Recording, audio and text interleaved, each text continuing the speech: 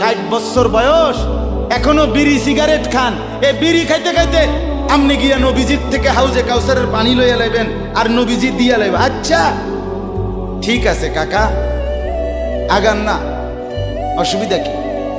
চা দোকানে নর্তকীর নাচ দেখেন, চা দোকানে বইয়ে বইয়ে টেলিভিশন দেখেন, আর বিড়ি খান। আমনে নবীজির সুপারিশ নিবেন, হাউজে কাউসারের পানি নিবেন। নবীজি বিষয়টা আমনেরে এত সহজ করে বলে দিয়ে গেছে না? কথা বলেন না কেন?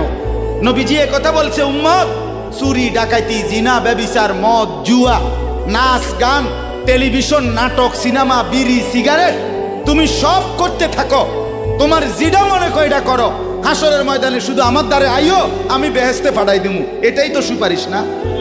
তো আমনে ঘটনা কি, কাহিনীটা কি তাইলে?